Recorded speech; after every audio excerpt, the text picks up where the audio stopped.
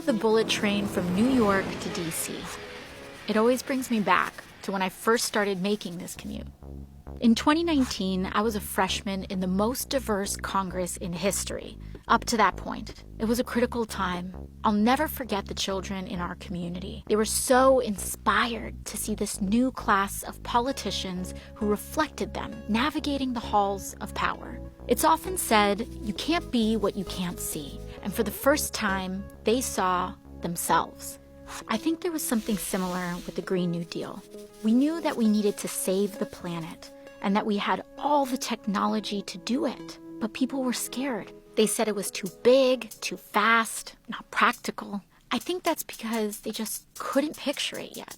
Anyways, I'm getting ahead of myself. Let's start with how we got here. 1977, New York. A senior scientist named James Black made a presentation about how burning fossil fuels could eventually lead to global temperatures rising 4 or 5 degrees Fahrenheit. Within 2 years, one of the world's biggest supertankers was outfitted with a state-of-the-art lab to measure CO2 in the ocean, gathering more data about global warming. Guess who was doing all of this research? ExxonMobil, the oil and gas company. Oh yeah, Exxon knew this whole time, as did our politicians. 10 years later, James Hansen, NASA's top climate scientist, told Congress he was 99% certain that global warming was happening and caused by humans. That was 1988, the year before I was even born. So did Exxon listen to the science, including their own? Did they change business models, invest in renewables? No, the opposite. They knew and they doubled down. They and others spent millions setting up a network of lobby groups and think tanks to create doubt and denial about climate change. It was an effort designed to attack and dispute the very kind of science they themselves had been doing. And it worked. Politicians went to bat for fossil fuels, and these massive corporations kept digging and mining, drilling and fracking like there was no tomorrow. America became the biggest producer and consumer of oil in the world. Fossil fuel companies made hundreds of billions, while the public paid the lion's share to clean up their disasters. We lost a generation of time we'll never get back. Entire species will never get back. Natural wonders gone forever. And in 2017, Hurricane Maria destroyed the place where my family was from, Puerto Rico. It was like a climate bomb. It took as many American lives as 9/11. And in the next year, when I was elected to Congress, the world's leading climate scientists declared another emergency. They told us that we had 12 years left to cut our emissions in half, or hundreds of millions of people would be more likely to face food and water shortages, poverty, and death. 12 years to change everything. How we got around, how we fed ourselves, how we made our stuff, how we lived and worked, everything. The only way to do it was to transform our economy, which we already knew was broken, since the vast majority of wealth was going to just a small handful of people, and most folks were falling further and further behind. It was a true turning point. Lots of people gave up. They said we were doomed. But some of us remembered that as a nation, we'd been in peril before. The Great Depression, World War II. We knew from our history how to pull together to overcome impossible odds. And at the very least, we owed it to our children to try. The wave began when Democrats took back the House in 2018, and then the Senate and the White House in 2020, and launched the decade of the Green New Deal, a flurry of legislation that kicked off our social and ecological transformation to save the planet. It was the kind of swing-for-the-fence ambition we needed. Finally, we were entertaining solutions on the scale of the crises we faced without leaving anyone behind. That included Medicare for All, the most popular social program in American history. We also introduced the federal jobs guarantee, a public option including dignified living wages for work. Funnily enough, the biggest problem in those early years was a labor shortage. We were building a national smart grid, retrofitting every building in America, putting trains like this one all across the country. We needed more workers. That group of kids from my neighborhood were right in the middle of it all, especially this one girl, Ileana.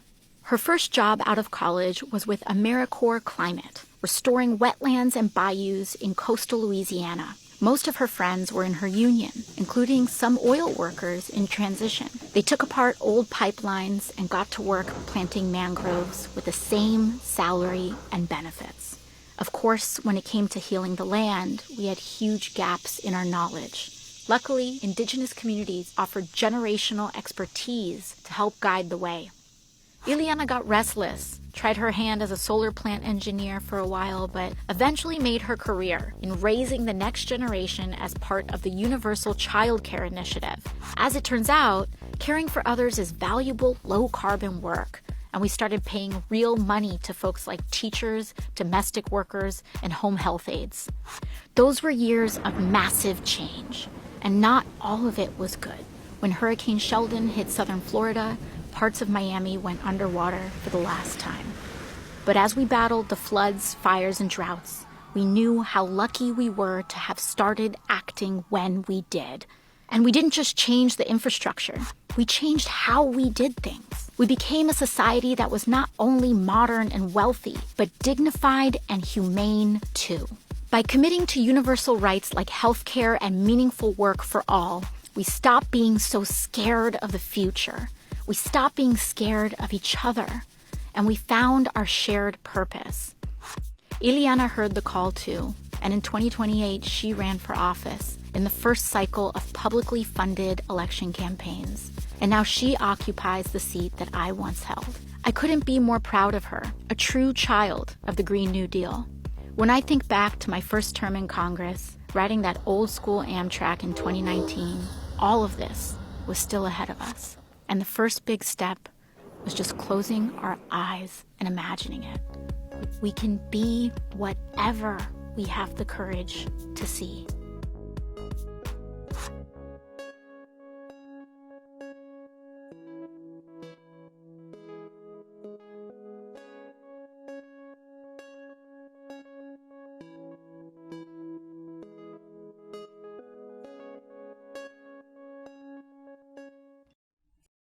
I hope you all really enjoyed that video. My name is Madeline. I'm a 17-year-old student. I've lived in Houston since I was 7 months old. This city is my home, and as you heard from AOC speaking about cities like Miami, speaking about cities like her hometown of Puerto Rico, Houston is in a really, really scary place. I walk the hallways of school, I talk to students, we all go to different schools, and we have a shared narrative of fear. When we look outside like it is right now, we see those clouds and we get scared. That's really unacceptable, and that's really disappointing that as a society, as a nation, as a city, as a state, as a nation, and as a globe, we have reached the point where children are afraid of rain. I go to school and I talk to my friends and it starts thundering. I have a friend who will go hide in the bathroom because she's suffering from PTSD from the 3 times that her house flooded and that she had to climb on kitchen counters as the waters rushed up 4, 5, 6 feet. I have friends who it'll start raining and a friend will say, oh, the rain's kind of soothing, and then the friend will respond, well, considering that the floods killed my grandparents, not so much. I have other friends who write poetry that they shared in my school about how when they waded in the waters during Hurricane Harvey, their wounds got infected from the fecal water, and now they have scars on their legs. Scars that will remind them of the climate crisis that has been sown in our country for decades, and they'll have those scars for years and years. So as much as Houston has become a city on the front lines of climate change, a city where we are afraid of not just issues like flooding, but issues like the chemical plant industries. We have Sunrise is partnering with a lot of groups that live in Deer Park who have experienced the horrendous environmental injustice that occurs when we allow chemicals to seep into our atmosphere and disrupt the health of our students. In Deer Park, students couldn't go to school for days. We are disrupting our education when we can't go to school because the streets in our inland city have become oceans, when the clear skies have become fires. This is unacceptable. But with that said, I want to talk about the fact that our movement is already winning. The Green New Deal has become a movement. 16 out of 20 of the Democratic presidential candidates have already come out in support of the Green New Deal, in support of the policies. 18 of the presidential candidates have signed the No Fossil Fuel Money Pledge, a pledge to, as the name suggests, not take more than a $200 to $300 donation from fossil fuel companies. And according to a Yale study, the Green New Deal is vastly popular. 92% of Democrats and 64% of Republicans support the policy goals of the Green New Deal. And not only are we winning on a national level, we're winning on a local level. I thank you all for being here in this room today. I know it's really cramped. A lot of you are sitting on the floor or standing. We had to move to a smaller venue because only last weekend, we were informed that we would not be able to host this town hall in our original venue because there was some fear of upsetting fossil fuel interests that were connected to the place that we were going to hold this town hall. And another way that we're winning, we have a lot of representatives here from the Mayor's Climate Action Plan. The city is making tremendous strides. In 2017, I'm pretty sure that's the year, our Mayor Turner became a climate mayor, one of the mayors across the country pledging to commit our city to the timeline of decarbonization created by the Paris Climate Agreement, even though nationally we had pulled out of that. Our city is committing to do the work that we need it to do as a frontlines community, as a city that is in the center, in the capital of the oil and gas industry. But we can be doing so much more.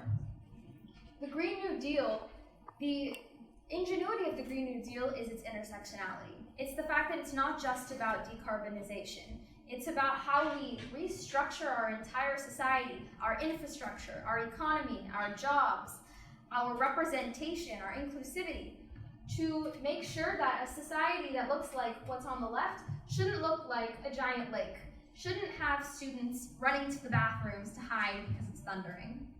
We have so much to go. The Climate Action Plan is impressive, but it can go so much further. As we go along, you can look at the comparisons on your sheets. We have a printout for you. We'll be doing that action a little later. So as we have this tremendous progress in our city, it's important to recognize that climate change happened not out of nowhere. It was a decades in the making issue that made my generation now living in a crisis.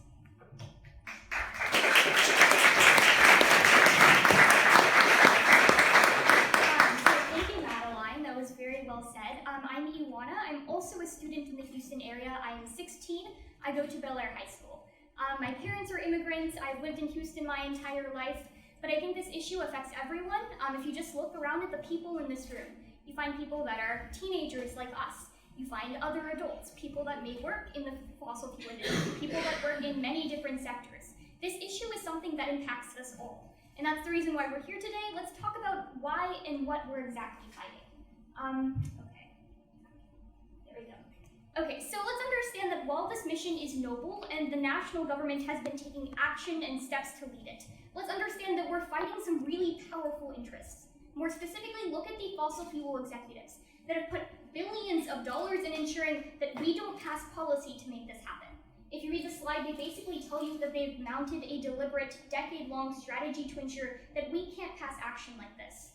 But in understanding this, let's also understand that some companies are responsible for more of this than others. More specifically, over 50% of emissions can be traced back to only 25 companies. And 100 fossil fuel producers emit 70% of the greenhouse gases that we're trying to combat. The issue is focused at very top sectors in our society. Big money has a big influence in politics. But I think you guys all understand that. We know the issue comes from many different levels. But let's also understand why this is sometimes hard to do on a national scale. Because there is so much money invested in this, there are many issues that go into passing comprehensive policy. Let's just talk about the video specifically, when they tell us that in the 1970s, people knew about these issues. More specifically, ExxonMobil scientists knew that this was going to be a problem. But even then, we could still continue and ask the question, is climate change a problem? Now, we have the answer to that question. It is. But the campaign of misinformation has only continued. For the first Kyoto Protocol, which was basically the first international agreement to deal with climate policy, there were still people that were trying to deny that it was an issue. Even though international organizations and the international community came together to say this was a problem, there were still energy executives that were committed to ensuring we couldn't pass policy. Even recently in 2005, we basically talked about the fact that even though this was a problem, people were afraid to change the system because they knew they were making profit off of it. If you guys are here today, you understand that companies have little incentive to change unless people like us are telling them that it's time to create that change. Right now, they profit off of the system, and that's the biggest issue. Because politics and money are so deeply intertwined, it's time that we take action on a local level to ensure that these things finally change. Who here knows the Koch brothers? Just raise your hand. Wow. Yeah. Two great people. So they're pretty famous. We know them because they have a lot of money. But let's really understand that this money does go into making policy that we're trying to, create today. Not only do they have about a shared wealth of $100 billion, but they also put it towards important elections, like in 2016. If you can't see the graph, basically what this tells you is that the Democratic Party and the Republican Party put these sums into spending for that election. The Republican Party put in $968 million, the Democratic Party just a little bit more. But look at the Koch brothers, two independent private actors that have made their wealth off of fossil fuel executives, again, like gas and oil, and they put in similar amounts, $750 million. That's oftentimes why we need to look to our government and understand that the reason we need action on a local level is because often when you have big interests in actors like this, it's really hard to pass comprehensive policy. And put that aside, let's understand that the political partisanship today also makes passing legislation really hard. I think everyone can agree with that, right? So more specifically, let's understand that action on a local level is something that we cannot overly emphasize. It is because Houston already has a climate action plan, and that we can pass comprehensive policy within our city to start creating this change. This is just a pretty powerful infographic about the same thing that we were talking about. Oftentimes it's hard to draw a bright line of where our government should intervene. I know oftentimes you might subscribe to different political ideologies, and people say that the government shouldn't be involved in everything, and they're right. But let's also understand that right now we are subsidizing certain parts of the oil and gas sector that basically ensures that, a renewable transition is really hard unless we don't stop this. They're putting billions of dollars to ensure that, again, these fossil fuels are cheap to use and easy to use. The actual change we can make here is removing subsidies towards those energies and changing them to different things. Because in that case, you make an economic transition financially feasible. Our government is already involved in ensuring that fossil fuels are the way to go, and we can change that. Okay, so we just wanted to have a few climate stories because this issue is deeply personal to a lot of people today. So we have some speakers that have joined us from all across Houston, community members that are interested in talking about what their stories are and what this means for us. Okay, so first we have a wonderful candidate for our Texas legislature. Ms. Emma Hernandez is going to come speak to us now. Thank you so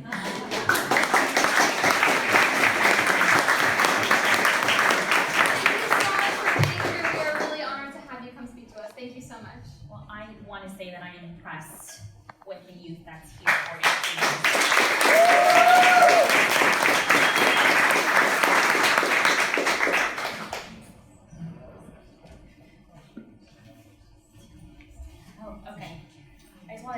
Because I am running for office, but I wanted to let you know that I am a mother, I am an activist, and when the ITC disaster happened, I got into full-blown mommy mode. And the first thing I wanted to do was protect my kids and evacuate the whole area. And the ITC fire happened March 17th, and the news report said it happened hours later than when it actually happened. And it was a disaster that devastated our area, and it put the Houston area on the map.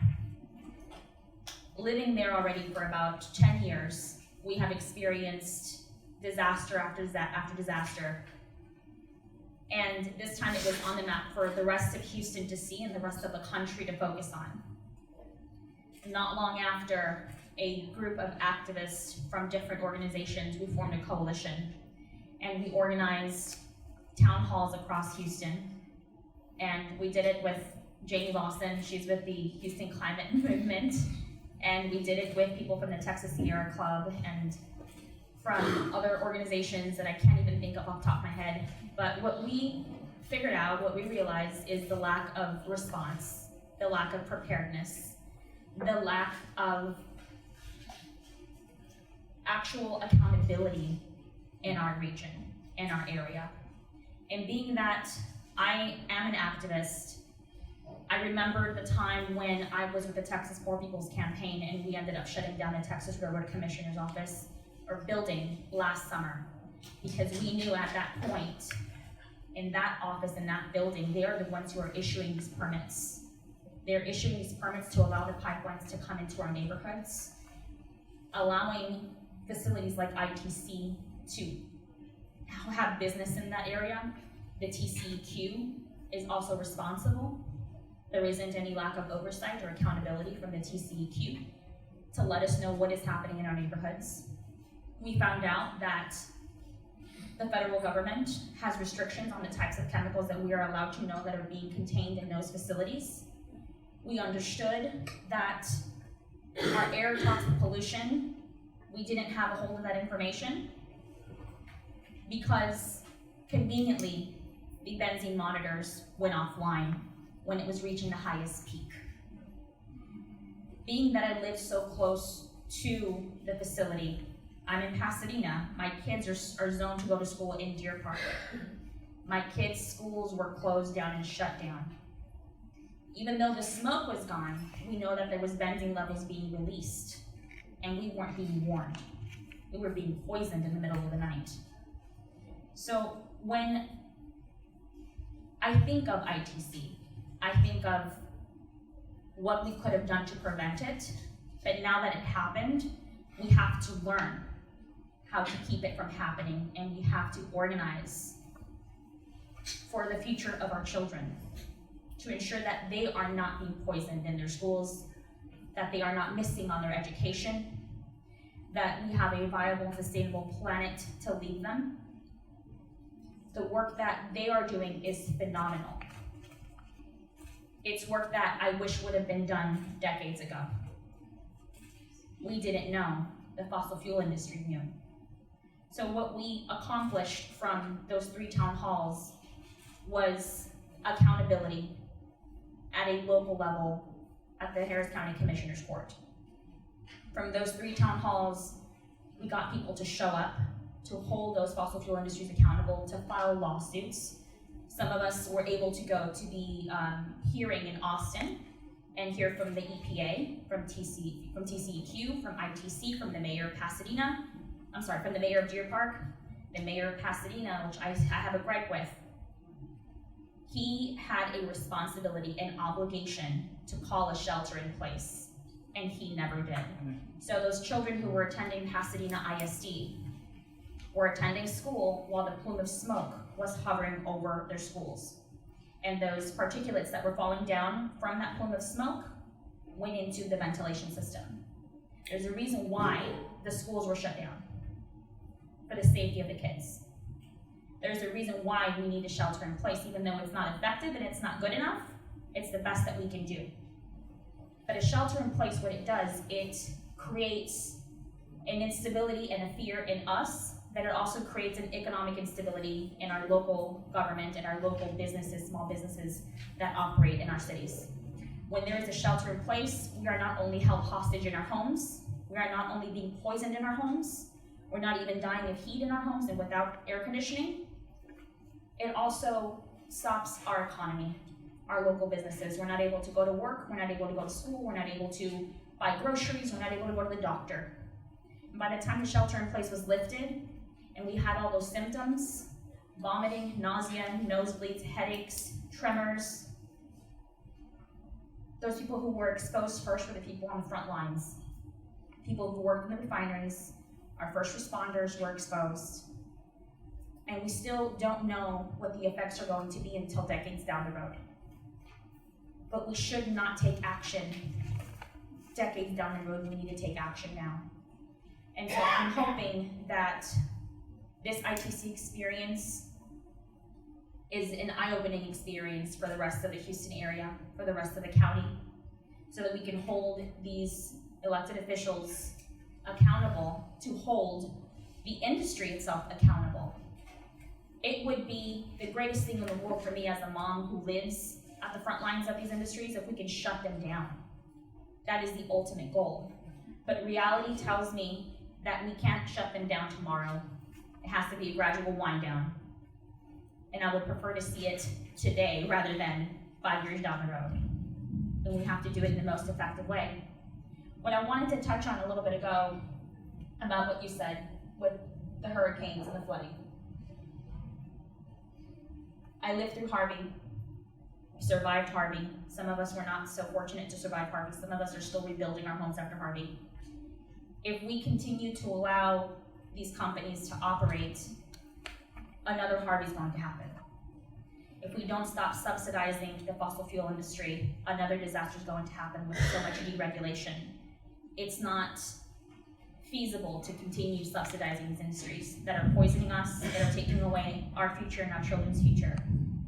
And I hope that all of you here will continue to keep an eye on the industry, and when we put a call to action as activists, as moms and dads and parents, as children, that we show up, not for just us, but for them. I want to show up for them. I want them to show up for my kids. And I want my kids to show up for their grandkids. Is that it? Yeah. Because I know we're running out of time.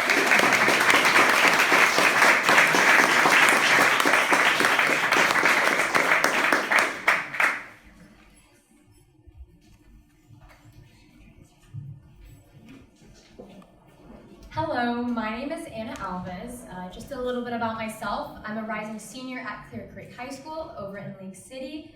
I'm involved with Houston Youth Climate Change Coalition, Students Demand Action, Sunrise Movement, and Texas High School Democrats. I want to start with thanking everyone that's here today and the amazing people that helped put this event together. I think it's amazing that there's organizations like Sunrise and HYCCC that help mobilize young people to take a stand against global warming and vehemently advocate for legislation that guarantees us and generations to come a livable future. In the most recent years, climate change has increasingly garnered attention amongst young people, as evidence and studies reveal the serious threat that the rising temperatures pose. But something that often finds itself getting left out of the conversation is the impact that climate change has on minorities and those who are socioeconomically disadvantaged, and how people experience the impact of rising global temperatures in a manner that isn't uniform. The adverse impacts of climate change are bad enough themselves. More frequent and intense hurricanes, droughts, wildfires, coastal floodings, heat waves. But oftentimes, we and elected officials in particular fail to recognize that minorities are bearing the brunt of these environmental conditions that are exacerbated by climate change. The communities are faced with multitudes of challenges.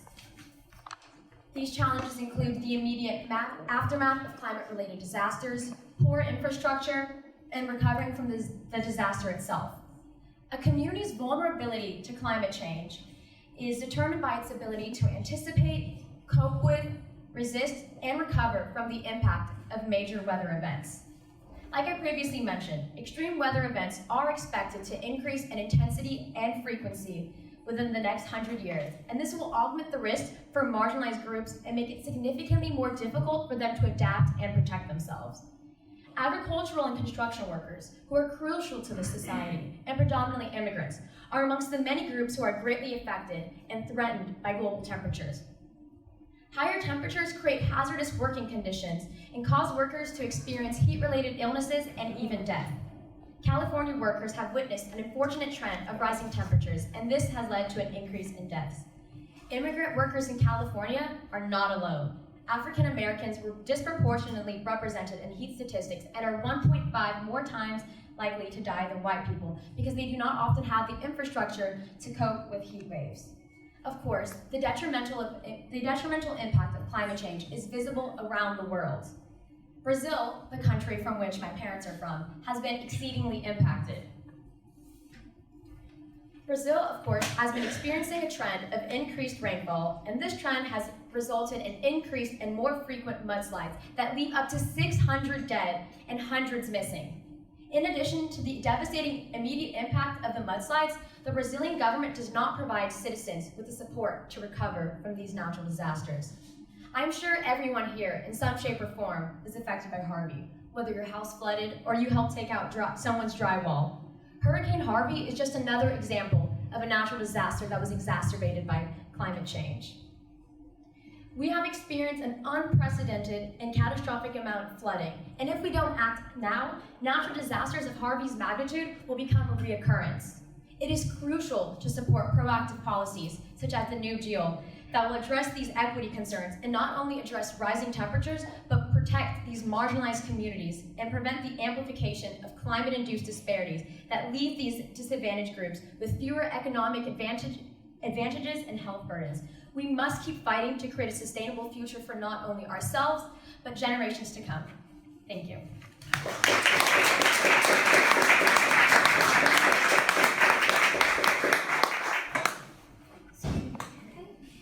We have our next speaker, Ismael Garcia. Just getting set up. And again, thank you all for being here today. The fact that you're here shows that you really care. And there are a lot of people that are not spoken for, but hopefully this is the start of something that we can continue. Bueno, parezco americano, pero no soy. Voy a hablar en español. Mi nombre es Ismael García, represento a la organización Living Hope Wheelchair Association. He says, I look American, but I'm not. He's going to speak in Spanish, and I'll be translating. Ismael García, Living Hope Wheelchair Association. He's with Living Hope Wheelchair Association. Wheelchair Association. Estoy aquí porque me pidieron que viniera a hablar sobre el cambio climático y pues esta semana más que nada es el mejor ejemplo de lo que está pasando. I'm here because I was asked to speak on climate change, and this week is especially a good example of the kind of climate that we're facing. Porque para nosotros es un miedo salir cuando está lloviendo. Yo tengo que cargar como 5 kilos extra porque tengo que traer una chaqueta para poder llegar al gate de mi casa. For us, it's especially difficult to leave the house when it's raining. He has to carry an extra 5 kilograms, including his rain gear, whenever he does leave the house. También, por ejemplo, las personas que utilizan una silla de ruedas tienen demasiado miedo de salir cuando está lloviendo porque una silla de ruedas es como un carro. It's especially difficult and dangerous for those who are wheelchair bound to utilize a wheelchair. It's a lot like a car in a way. Muchas veces hay un pequeño charco y no ves y tienes miedo de pasarlo porque te puedes caer. Y las personas que usan silla eléctrica tienen miedo de que se les moje el control. Oftentimes there are obstacles that you can't see. If you have an electric wheelchair, there's also the risk of it breaking down. También otro de los problemas que tenemos es el transporte y las llagas. Yes. Yeah, so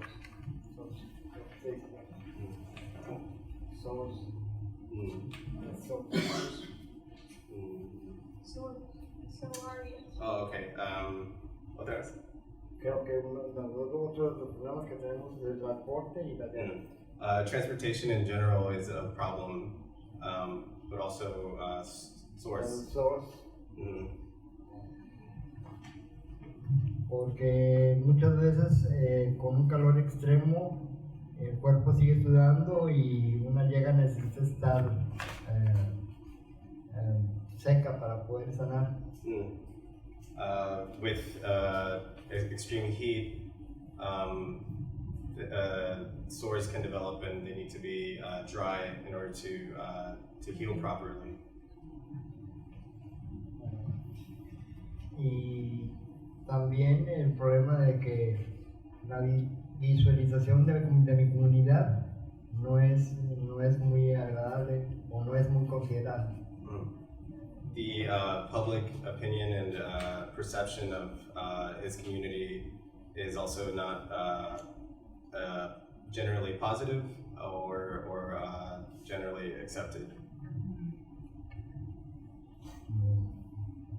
Durante Harvey tuvimos que hacer mucho trabajo para poder conseguir algunas cosas que realmente pues no.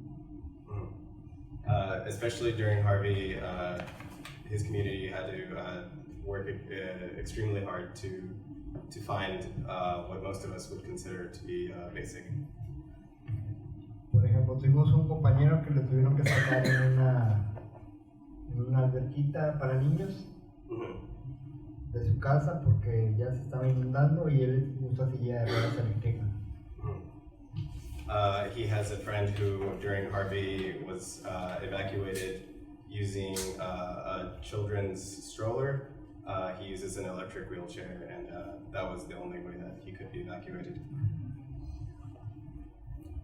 También como parte de Harvey, pues me tocó ver muchas cosas que realmente no puede ser que sean ciertas. He saw many things during Harvey that he could not believe. Por ejemplo, los shelters a los que nos pedían que fuéramos no eran apropiados para una persona con discapacidad.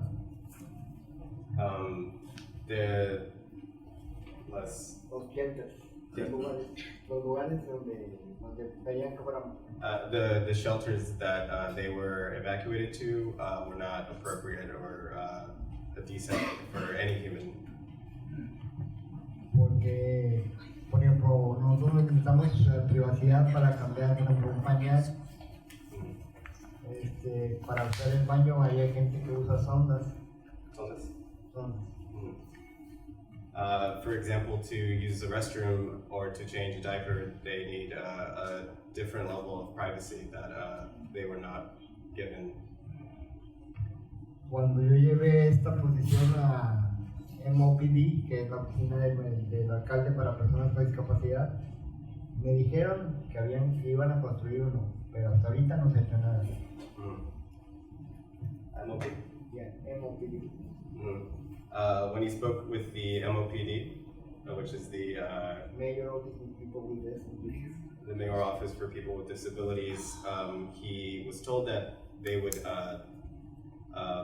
enact changes or do the work that he was asking them to do, but as of today, he has not seen anything. También en la comunidad hay personas que son cuadraplégicas, que necesitan un tratamiento especial y que no pueden ir a ningún lado, o sea, tienen que estar en su casa. There are also people in his community who are quadriplegic and are homebound, and so they need a different level of care. Y pues encontramos también hicimos unas entrevistas y encontramos mucha discriminación en cuanto a la repartición de los recursos. They conducted interviews and found discrimination with the Department of Human Resources. No. Los recursos, el dinero que llegaba a las casas. Okay, he found discrimination with resources, the kind that is provided to por ejemplo, la Cruz Roja. Oh, like with organizations like the Red Cross and such. Ellos venían con nosotros para que hiciéramos un evento. Y a la hora te decían, no, es bien fácil, bla, bla, bla. The Red Cross produced an event for them. Y una vez una solicitud, les dimos para $2,000. And they came and there was So easy. it was It just wants application and that's it. And right now we don't hear nothing about that. And it's very, very a shame. Like a big organization like a Red Cross offer help, but that really don't help.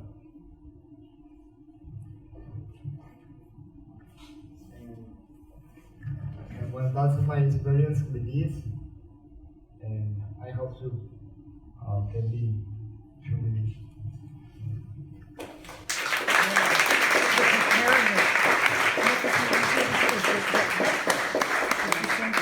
Thank you so much for speaking. I think that was a perspective that needed to be heard, because oftentimes we forget that there are so many people that deal with these crises very differently. And oftentimes when our government isn't here for us, it's also not there for them. So this is why politics really matters. Okay, our last speaker isn't here quite yet, but we're going to have Steven come in and speak a little bit in your place.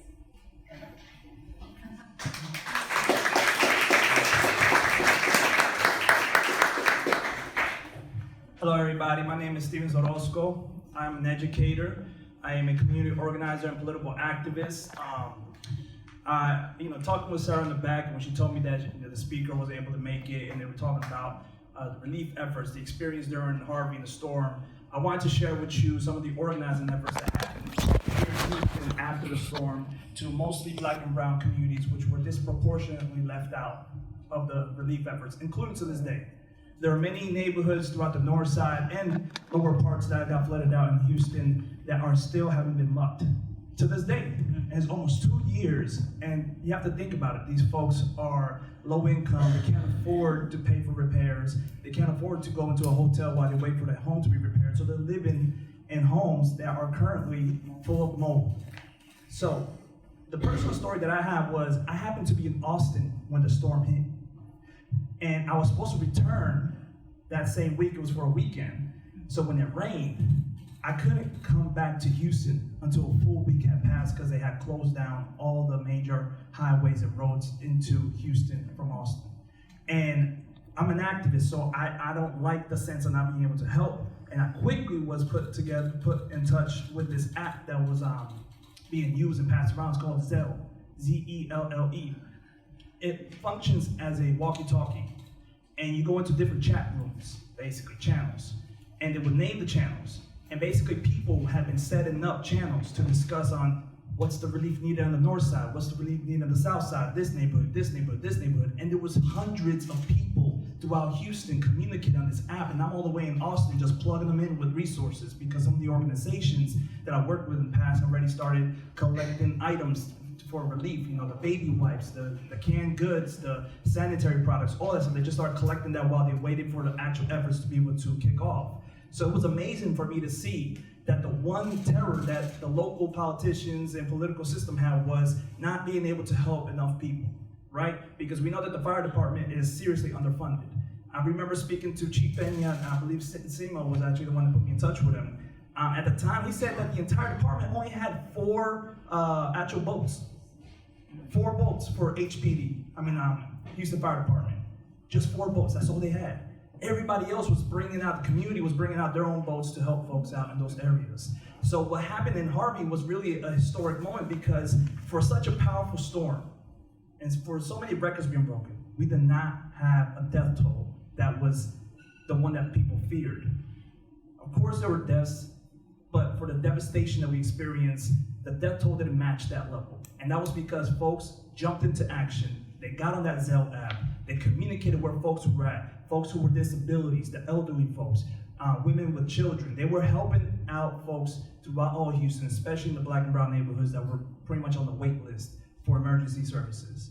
So what I saw there was the power that Houston locally has when it's time to mobilize. So we need to harness that same power now and push against the legislative forces here locally at the local level with the municipal and the city and the county, so it can trickle up into the state. And then it can expand and help provide a foundation into the entire federal system and Congress. And what we have to understand is that we are in a city where we're gonna have the biggest fight for this. A city that is labeled as an oil and gas city. Oil and gas runs Houston. That's what we've heard in every corner of the political areas, the activist areas, community areas. People are, well, I work for oil and gas. They're oil and gas adjacent. So they're all gonna be afraid of the discussion because they're gonna attack it with, you're gonna take away jobs, you're gonna hurt the economy, you're gonna make Houston start falling down from being a top provider of the economy. What we know now is that we have discussed, and the youth is now speaking to solutions that are actually laid out in order to secure an economy not falling because you're transitioning from old technology into new technology. So I want to be able to just leave you all with the idea that what we saw in Harvey, the relief efforts, that energy, that is still here. That's what filled up this room. I've been organizing for a while, and believe me, I've seen a lot of organizing happen and groups don't get filled up this quickly so easily.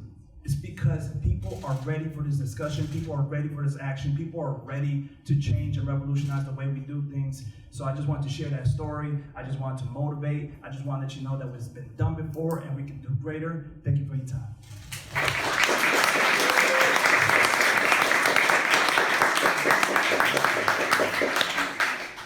Look outside of our political box, look outside of our political ideology, look across the aisle, and understand that these common sense solutions shouldn't just be, a red or blue thing. It's something that we need red, white, and blue to come back and support. It is because political ideologies today shouldn't be the defining factor in making change in our communities that we stand and say that this is important. It's also time to stop letting the wallets of big corporations decide our future, because our voice is just as important. And today is a step in the right direction. It's time to tell your friends about it, be ready to take more action, and then again, push for policy solutions that can actually create these changes.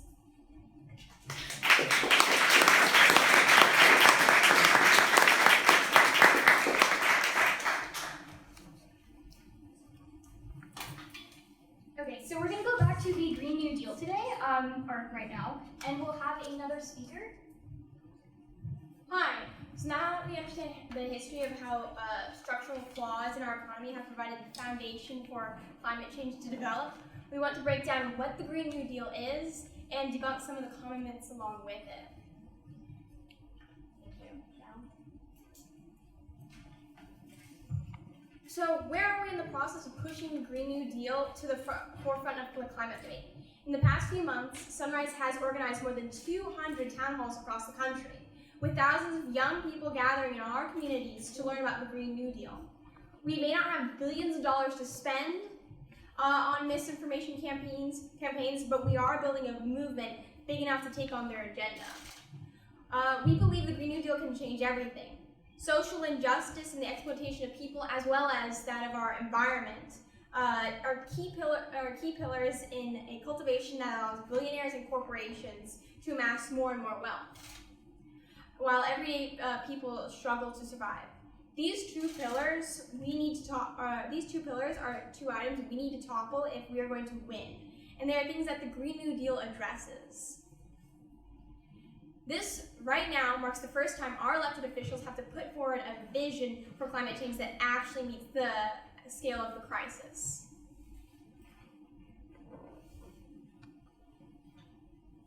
So, the Green New Deal will engage every American in every community to join in an emergency effort that will move our society to 100% clean and renewable green energy.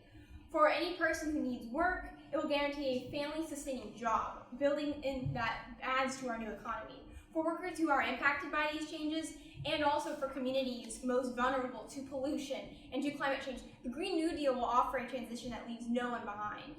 Make no mistake, this will be the biggest thing we have done since FDR's New Deal, or since the remaking of the economy during World War II.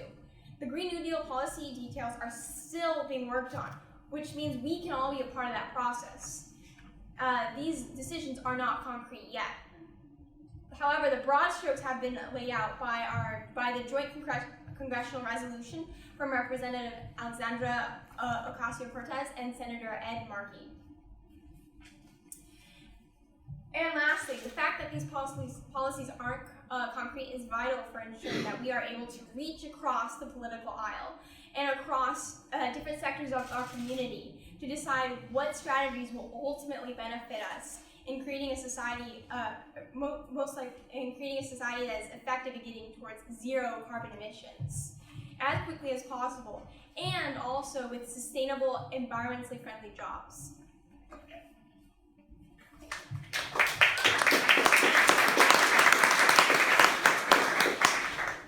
Okay, so we just talked about the importance of being informed. And if you guys have been watching the news recently or just looking in social media, the Green New Deal has gotten a lot of backlash, and some of it has been legitimate and some of it not.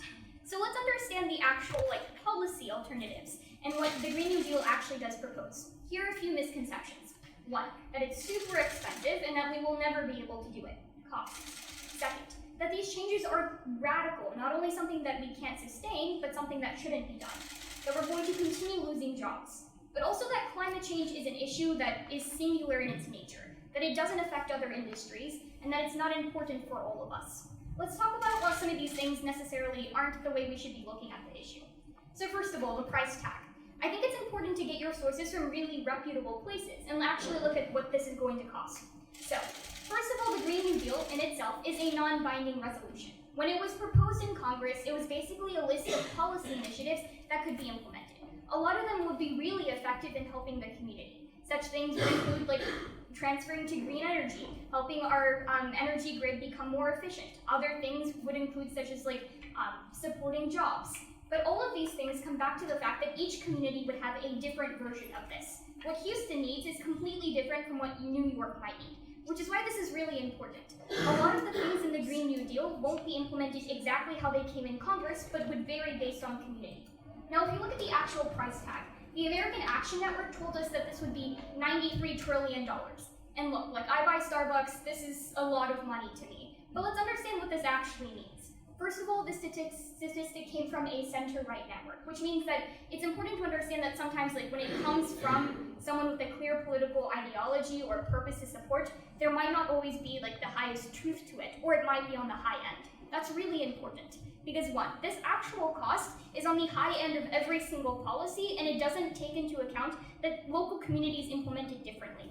Secondly, this number doesn't take into account all the money that we save or gain from implementing these policy initiatives. Making an energy transition can bring back tons of money and tons of jobs. All of these things aren't factored into this just, singular number.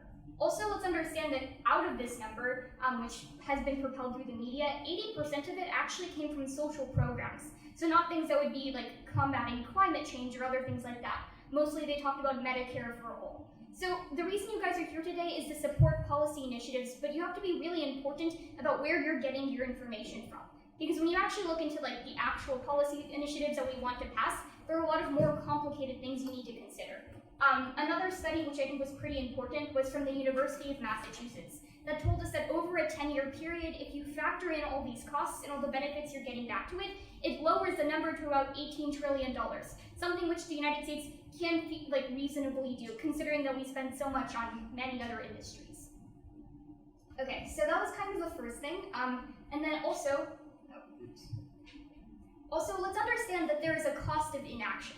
While our wallets might be significantly important to us, let's understand that if we don't do anything, there are two alternatives.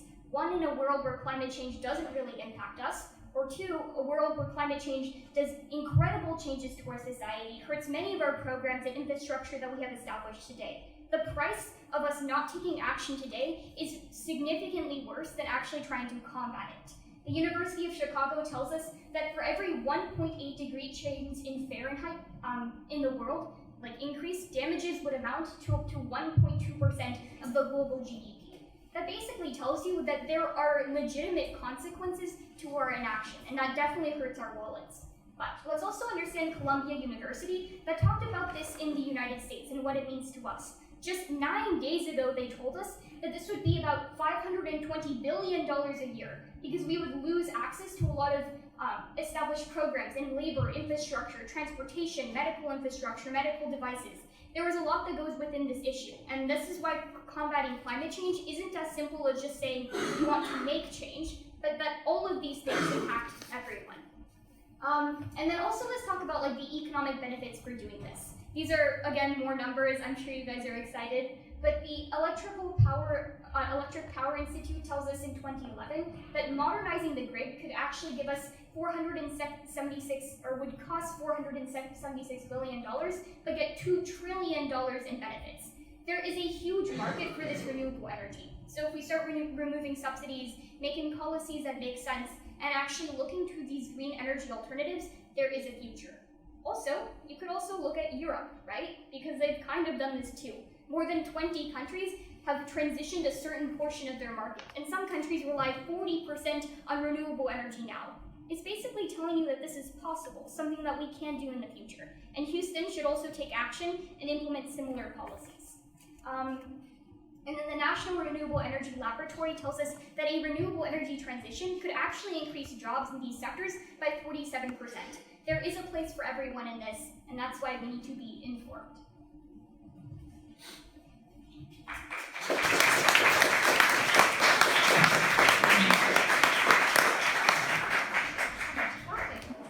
Okay, so I want to put the Green New Deal in perspective. It's a very rhetorically interesting reference, the Green New Deal. And yes, for anyone who was speculating, maybe didn't have as much background, the Green New Deal makes a very clear and targeted reference to the New Deal, the big government and civic and collaboration that was the program during the 1930s to get us out of the Great Depression and to work our way into World War II. The point of the Green New Deal is to reference the fact that we are in a time of crisis. Just as our economy was spiraling terribly downhill during the New Deal, during the Green New Deal, the need for the Green New Deal recognizes the fact that we are in a climate crisis, as we have been hearing from our people telling stories and as we have been referencing with our statistics. So it's really important when we talk about one of the myths being that this would be radical and that this is too much government action. As people who live in Texas, we know that there is a time and place for government and that government does not belong everywhere. But with that said, when you want to stop a crisis, you need leadership. You need somewhere to look to actually make sure that the private sector, that fossil fuel companies, that other companies, that technology companies who are going to put forth solutions to how to extract carbon from the air and how to best manufacture renewable energy sources and put them in our infrastructure. When we want to see how activists play in, when we want to see how all of that works, there is no incentive for companies to do it alone. We need the leadership of the government. Some people refer to the era of FDR and LBJ as the era of big government, and a lot of people have been turned off to that idea.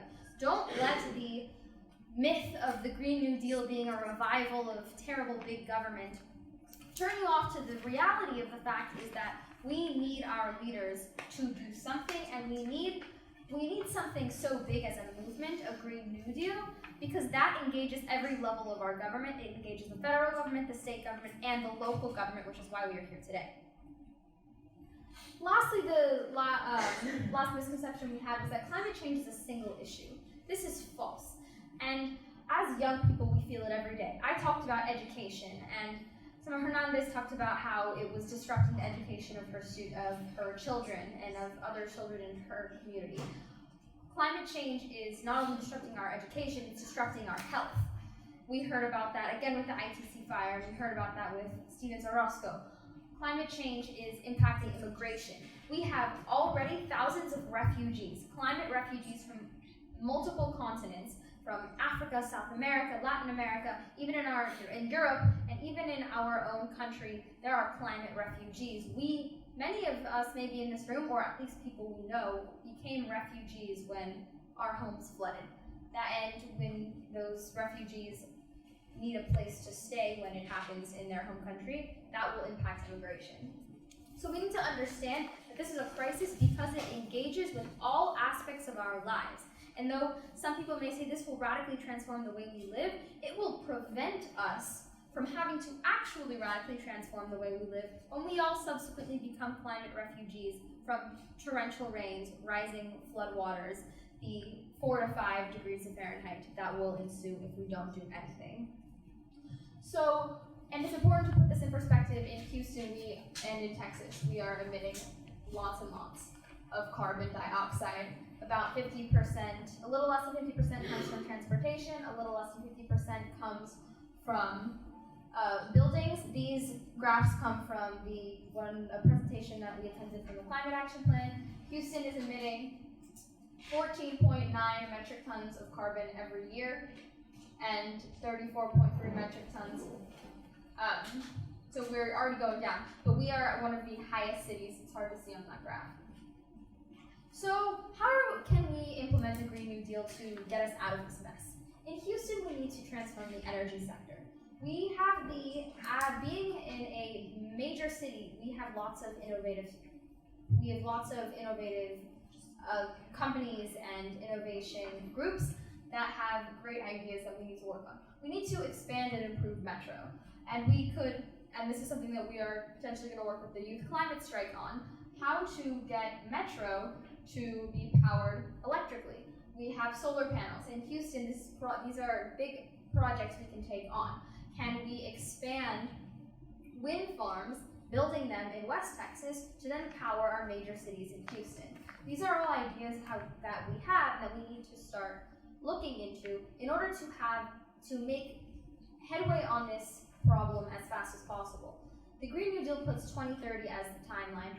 As residents of Houston, we know that we need to adopt a timeline for getting to carbon neutral as fast as possible and as intersectionally as possible. And we'll explain that a little more. We're going to talk about, sustainability.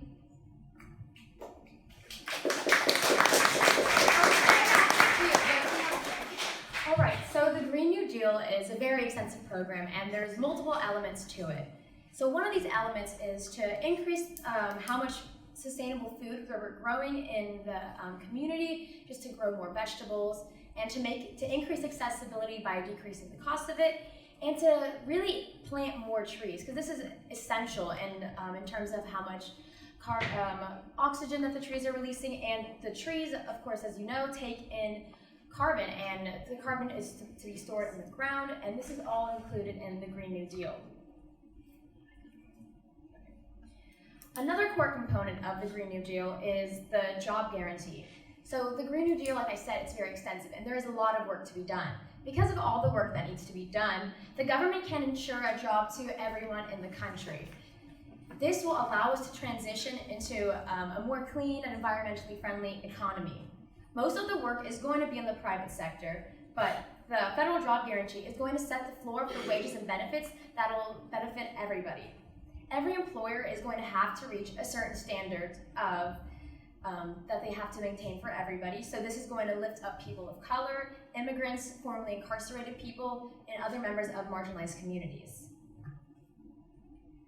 Additionally, green jobs is another important aspect.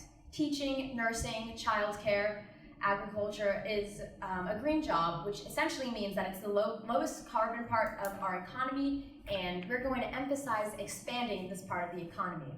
A lot of the people in this sector are exploited. Women of color, immigrants, they're not receiving fair pay, they're not receiving significant benefits, and essentially what we want to do is to protect these people and to make sure that they're receiving full benefits. Additionally, the renewable resources is growing. It is lower paying, and we want to ensure that it's going to be high paying. We also have to make the workplace a safer environment, and to increase healthcare and to provide paid leave.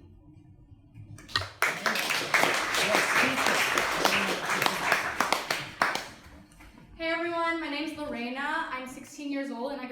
Clements High School, which is in Sugar Land. And I'm going to be talking to you guys about intersectionality and inclusivity within the Green New Deal.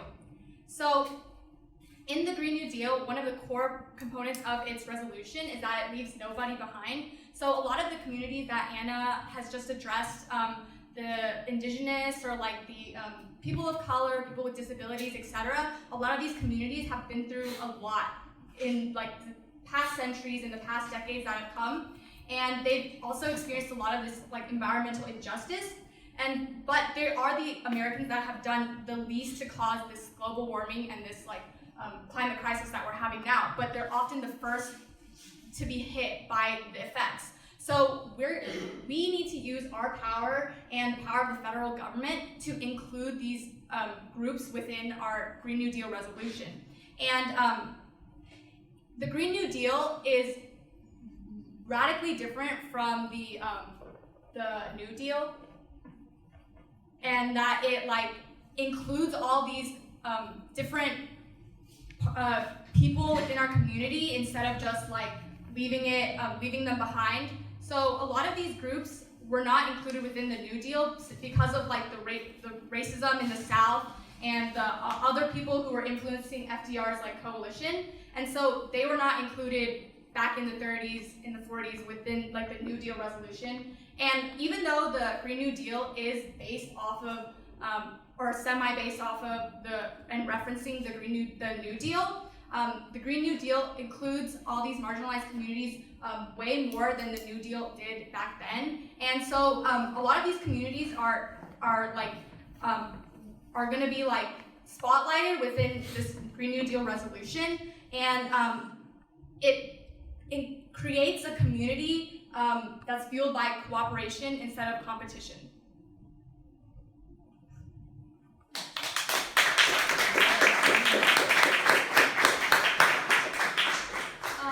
Okay, thank you so much for listening to all of that. We're going to move into a more interactive point of the presentation.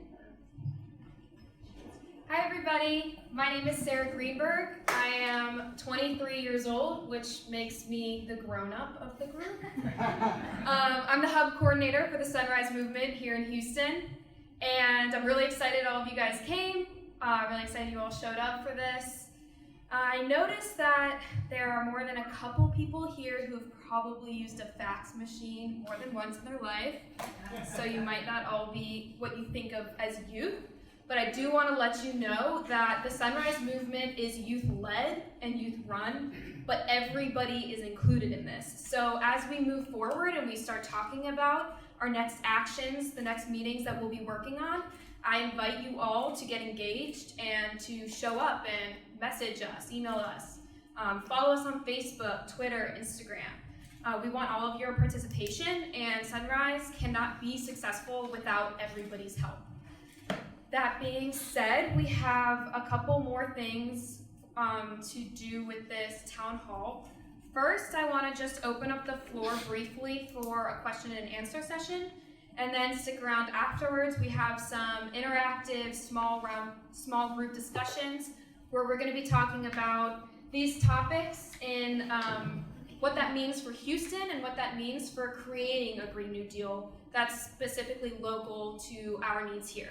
So please stick around for that. And then lastly, you'll all notice that on your chairs there was a call to action flyer. And we want to take a moment and write a letter to Mayor Turner showing that we know that there are discrepancies between the Green New Deal and the Climate Action Plan. Can Sophia and Eunice raise your hand really quickly? These two women worked really hard to find those discrepancies, and they wrote up a list for you guys. You can also find that on your table, on your chairs. And there are example paragraphs that you can write if you're not sure what exactly that is. So just make sure you fill that out at some point. We will collect those and deliver those to the mayor's office. So yeah, does anybody have any questions for our lovely teenagers? What's going to be the next step? What's the next action item or new? Yeah, can you go to the next slide? So our next meeting is actually going to be right here on June 11th at 6 p.m. make sure that you look at our social media and everything just in case something changes. But we have 3 major actions that we're going to be focusing on from here on out. One is the local elections. We're going to be pressuring people locally to support the Green New Deal and to take the No Fossil Fuel Money pledge. Additionally, we're going to be working with SEMA's team to do some more ITC fire follow-up because we're not done with that, and we have a lot more work to do to ensure that something like that doesn't happen to our community again. And then our third part of our strategy is being actively involved as stakeholders in the Houston Climate Action Plan. So those are going to be our 3 major working groups. And yeah, I invite you all to come on July 11th to our next meeting.